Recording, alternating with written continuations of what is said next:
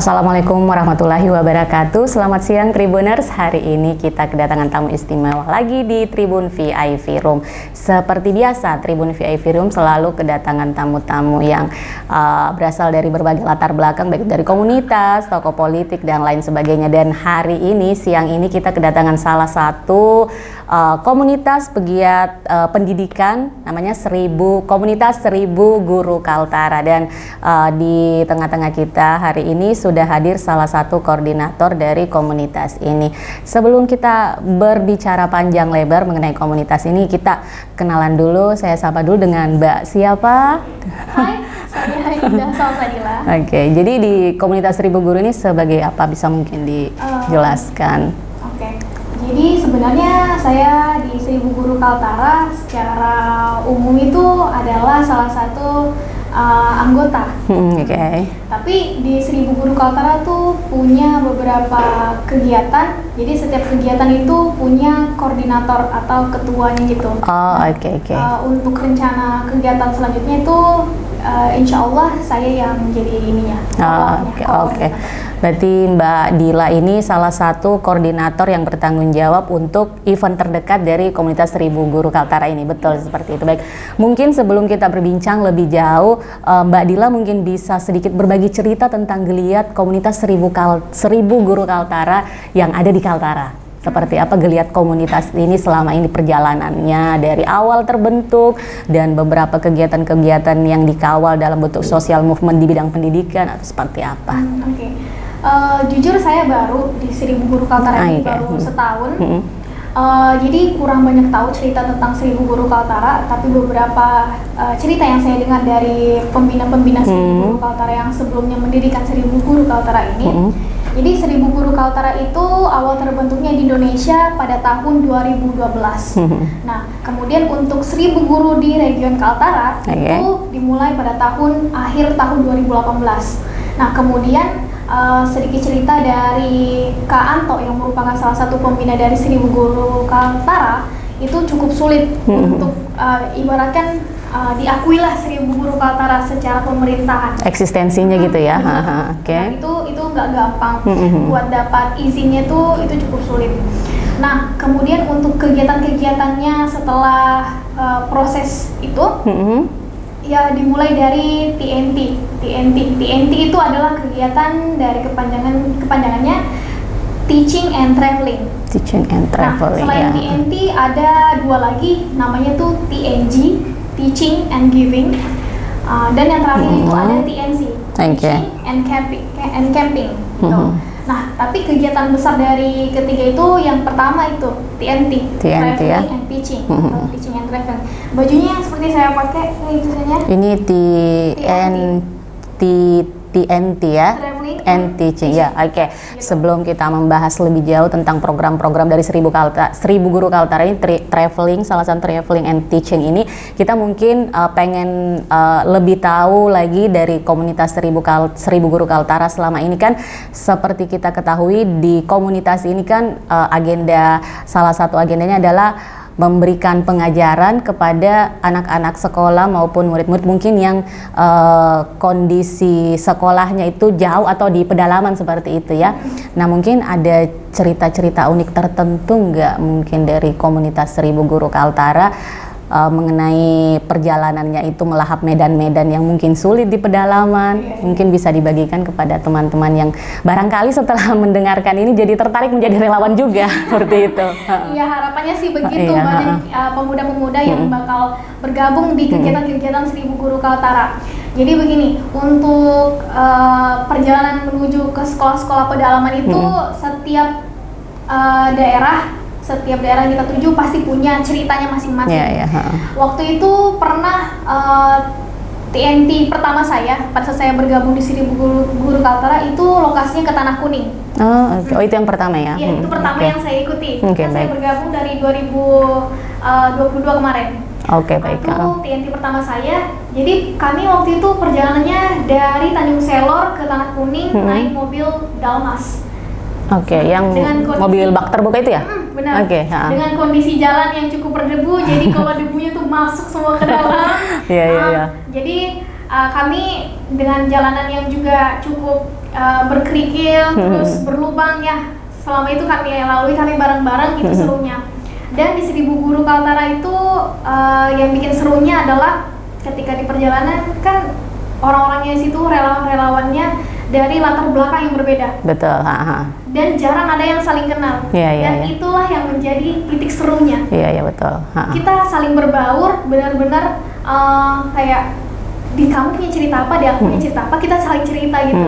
Gitu. Jadi walaupun kita nggak ada di latar belakang profesi itu, kita bisa tahu ternyata orang-orang yang kerja di sini tuh kegiatannya ini. Gitu.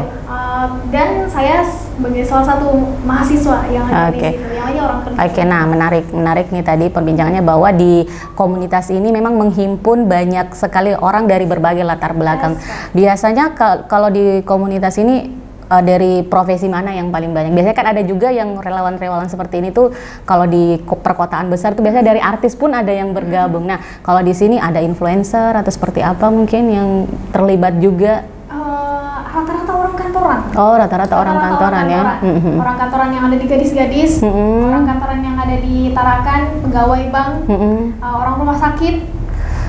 Berarti relawan itu memang tidak terbatas pada profesi apapun, semuanya bisa bergabung di sini ya. Dari namanya aja Kak, 1000 Guru Kaltara.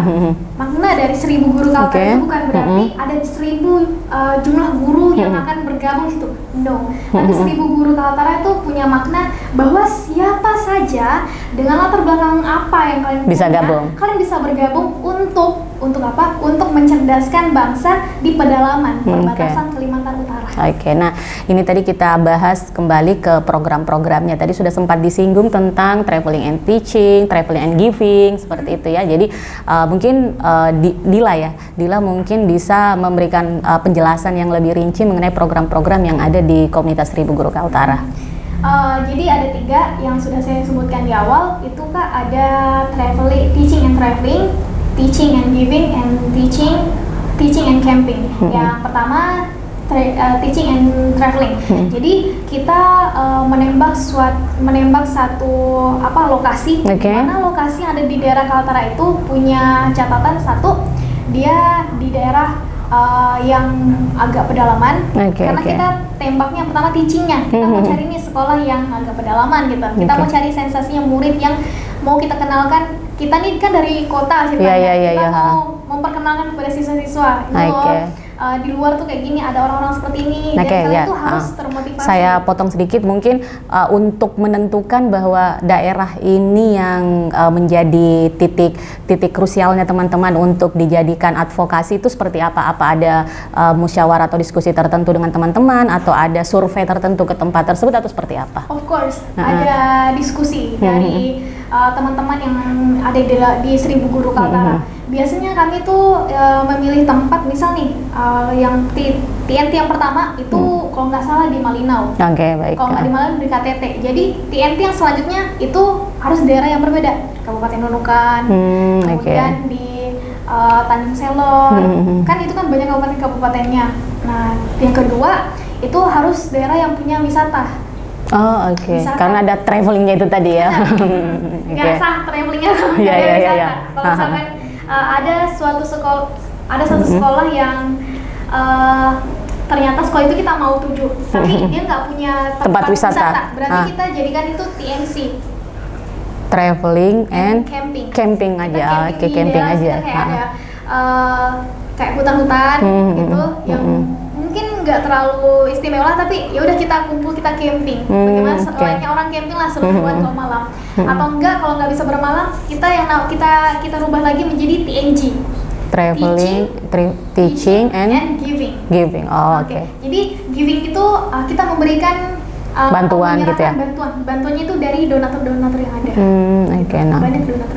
Berarti ada 3 kurang lebih program besar di komunitas 1000 Guru Kaltara itu ya. Nah, menyinggung tadi soal donatur. Nah, ini tadi kan sempat disinggung nih Tribuners di rumah bahwa komunitas ini belum sepenuhnya bukan diakui ya, tapi belum sepenuhnya eksistensinya itu diakui oleh pemerintah setempat ya, komunitas ini seperti itu yang tempat tadi saya tangkap. Nah, berbicara donatur tadi, kira-kira bagaimana cara teman-teman dari komunitas ini untuk menggalang bantuan dalam bentuk pendanaan agar komunitas ini tetap bisa terus eksis dengan beberapa program-program yang sudah ada? Jadi kalau di Seribu Guru Kaltara itu tentunya kalau ada mau kegiatan kita buat proposal. Proposal itu ya benar-benar isinya untuk siswa nantinya. Karena untuk relawan itu dananya kami sendiri yang cover. Misal saya mau bergabung di Seribu Guru Kaltara untuk mengikuti satu kegiatan TNT di Malinau. Ya untuk biaya saya sendiri yang cover. Tapi untuk proposal yang bakal dikasih ke donatur itu hanya untuk memang fokus untuk siswa nanti. Berarti tetap menyasar kepada misalnya perusahaan, kepada yang memang menjadi titik fokus kita untuk meminta misalnya bantuan dana ya, seperti itu ya. Betul Kak, jadi salah satunya tuh kami punya donatur tetap yaitu Denkau untuk tahun ini. Baik. Jadi Denkau itu memberikan beberapa ratus susu untuk yang akan kami bawa setiap kami kegiatan TNT dan TNG. Jadi untuk kegiatan selanjutnya kami ini dalam waktu dekat akan TNG juga ke panti asuhan. Dan kami akan membagikan sekitar masih ada 600 susu dari Denkau yang harus kami habiskan tahun ini. Berarti kerjasama korporat cukup berkontribusi besar ya untuk eksistensi dari komunitas ini. Nah, mungkin ini juga ada berbicara tadi tentang salah satu kegiatan di Seribu Guru Kaltara ini adalah melakukan advokasi dalam bidang pendidikan pada siswa-siswa yang ada di pedalaman. Nah, kita tahu kan kalau di Kalimantan ini ada salah satu suku pedalaman yang mungkin sudah cukup dikenal, namanya suku Punan kan. Nah, itu apa komunitas Seribu Guru Kaltara pernah terfikir atau udah pernah menggarap atau mengadvokasi di situ nggak? Karena kan kalau yang menurut informasi sih dari segi sumber daya di sana anak-anaknya itu bahkan membaca, menulis dan menghitung pun itu belum tersentuh dan belum terjamah. Ada sedikit atau segelintir relawan juga yang beberapa masuk, tapi kalau misalnya dari Seribu Guru Kaltara ini juga misalnya masuk bergabung di situ, bukankah lebih bagus lagi karena akan lebih banyak lagi relawan pendidikan yang menyasar ke sana. Untuk suku Punan? Iya, suku Punan. Jujur kalau dari Seribu Guru Kaltara saya sendiri baru dengar. Kalau ditanya kira-kira dari Seribu Guru Kaltara mau atau tidak, tentu pasti mau. Tapi kita melihat situasi dan kondisi. Karena tadi kita sebutkan bahwa untuk setiap relawan itu mengcover dirinya sendiri untuk biaya ke sana. Jadi perlu kita lihat kira-kira menuju ke daerah tersebut apakah budgetnya tuh cukup atau enggak, lebih atau bagaimana akses buat masuknya juga tuh kira-kira aman. Maksudnya aman di sini memakan waktu yang cukup banyak Kak, karena kan rata-rata dari Seribu Guru Kaltara ini relawannya orang-orang yang sudah kerja. Nah, otomatis orang sudah kerja dia punya kesibukan dan waktu sendiri betul. Dari hari Jumat sampai hari Minggu aja dia punya waktu free gitu. Jadi melihat waktunya juga sih dari biayanya itu. Berarti tidak menutup kemungkinan komunitas ini juga bisa ikut bergabung di situ. Kalau setahu kami kan memang sudah ada beberapa juga relawan-relawan yang menyasar ke sana. Tapi siapa tahu someday juga Seribu Guru Kaltara bisa menyasar ke sana ya. Nah, kalau dalam waktu dekat kira-kira apa nih yang jadi program terdekatnya komunitas Seribu Guru Kaltara? Apakah itu ada penjaringan relawan baru atau ada program baru seperti apa, mungkin bisa disampaikan? Program terdekat ada dua, yaitu TNG dan TNT. TNG itu akan dilaksanakan di Tarakan. Itu TNG ya? Teaching and Giving. Karena ada tadi itu target susu yang harus dihabiskan dari donatur atau permintaan donatur. Kemudian yang kedua TNT. TNT ini kemungkinan akan dilaksanakan bulan Desember akhir atau paling lambat di Januari tahun depan. Kemudian untuk open recruitment itu kami membuka open recruitment itu sesuai dengan program TNG ini akan berjalan dan TNT. Jadi kalau misalkan kita mau melakukan TNT, baru kita open recruitment relawannya. Sekarang udah ada sekitar berapa nih kira-kira anggota komunitasnya? Kalau anggota komunitas tetapnya itu ada sekitar berapa orang ya? Di atas 20 aja. Nggak sampai 30. Berarti anggota komunitas itu tidak mesti dia tidak punya kewajiban untuk semuanya turun gitu ya. Ya sesuai keinginan aja, kalau memang mau terlibat di proyek apa mereka turun kayak gitu ya. Jadi di Seribu Guru Kaltara ada relawan tetap dan ada relawan tidak tetap. Relawan tetap itu yang akan selalu stay di Seribu Guru Kaltara dan akan yang membahas kita nih mau laksanakan kegiatan apa, di mana gitu. Kemudian relawan yang tidak tetap itu yang akan menjadi relawan ketika masing-masing kegiatan itu dilaksanakan. Nah, seperti itu support system gitu ya. Itu yang nanti kita masukkan mereka melalui open recruitment setiap buka TNT, TNG, TNC gitu kan. Anak SMA ada juga nggak yang gabung? Kayaknya dulu pernah. Pernah pada saat TNT awal-awal. Oke. Nah, kalau misalnya nih ada Tribuners yang lagi menyaksikan tayangan kita ingin mendaftar menjadi relawan volunteer di komunitas Seribu Guru Kaltara, seperti apa caranya, mungkin bisa dijelaskan? Jadi untuk teman-teman diharapkan banget ya buat bisa bergabung di Seribu Guru Kaltara ketika kita open recruitment. Nah, open recruitment itu kapan Kak? Open recruitmentnya tunggu aja kabar dari IG-nya Seribu Guru Kaltara, karena untuk sekarang Seribu Guru Kaltara hanya punya platform Instagram aja ya.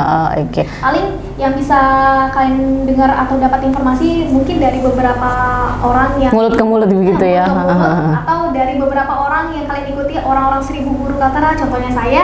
Kadang saya buat story. Ada juga Kak Heni yang selalu jadi konten kreator kita.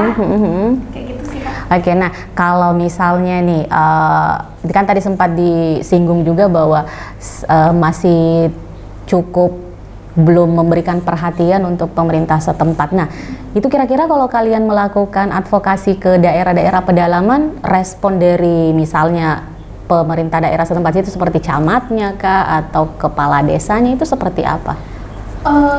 Welcome aja atau agak susah nembusnya? Sangat welcome, tapi memang itu kami perlu survei untuk pertama ke sekolah tersebut, ke daerah tersebut, tapi alhamdulillah responnya dari mereka tuh selalu positif dan selalu ya ayo sini bersemangat gitu untuk kedatangan orang-orang dari Seribu Guru Kaltara. Seperti itu ya, berarti memang kalau dari komunitas ini sudah cukup banyak punya program-program yang membangun. Memang mungkin kedepannya ada harapan tertentu dari komunitas ini, khususnya untuk pemerintah daerah dari sisi supportingnya lah. Tentu ada dari support dari pemerintah daerah lah. Lebih ke ini aja sih Kak. Kadang tuh kami untuk kegiatan TNT atau TNC atau TNG itu kan butuh beberapa akomodasi. Nah, kadang yang susah tuh akomodasinya. Karena kan kita kan daratan Kaltara ini kan kadang butuh akomodasi seperti mobil itu kadang susah buat minjemnya. Itu aja sih Kak, karena selebihnya tuh kembali lagi ke relawan bagaimana dia mau turut hadir di kegiatan Seribu Guru Kaltara. Mungkin nih sebelum ada closing statement nggak dari koordinator untuk event terdekat nih Seribu Guru Kaltara, Mbak Indah Mbak Indah Salsadila, untuk komunitas Seribu Guru Kaltara supaya semakin dikenal, khususnya apalagi para Tribuners yang mungkin sedang menyaksikan tayangan ini. Closing statementnya, pemuda, kita sebagai pemuda harapannya adalah bagaimana kita bisa memberikan yang lebih, karena kita punya potensi. Kita memberi bukan karena kita punya juga, tapi karena kita tahu rasanya apa rasanya kalau kita tidak punya sesuatu yang lebih itu. Dan juga selagi kita bisa memberikan ilmu, kenapa tidak? Itu aja sih Kak. Sesimpel itu untuk menjadi pemuda yang bermanfaat untuk bangsa dan negara. Luar biasa sekali. Nah, itu tadi Tribuners. Jadi dari perbincangan kita ada banyak sekali variasi dari program-program komunitas Seribu Guru Kaltara yang kalau ini disinergikan dengan tadi peran pemuda, tentu saja dari komunitas ini memanggil siapa saja yang ingin menjadi relawan bergabung bersama komunitas Seribu Guru Kaltara untuk sama-sama menyukseskan pendidikan, membantu memajukan pendidikan khususnya di daerah pedalaman. Kehadiran Indah di sini bersama kita untuk bersama-sama mengajak siapa saja yang berminat menjadi relawan Seribu Guru Kaltara itu caranya tidak susah dan sangat bahkan sangat gampang, dan tinggal mengikuti atau mengupdate informasi-informasi dari platform Instagram yang mungkin saat ini juga cukup aktif ya diupdate dari komunitas ini. Baik, mungkin itu tadi perbincangan kita yang sangat luar biasa dengan Mbak Indah dari komunitas Seribu Guru Kaltara. Dari kami, beri saya 1000 guru, jangan beri saya 1000 bangunan sekolah tanpa guru di dalamnya. Assalamualaikum warahmatullahi wabarakatuh. Terima kasih sudah nonton. Jangan lupa like, subscribe, dan share ya.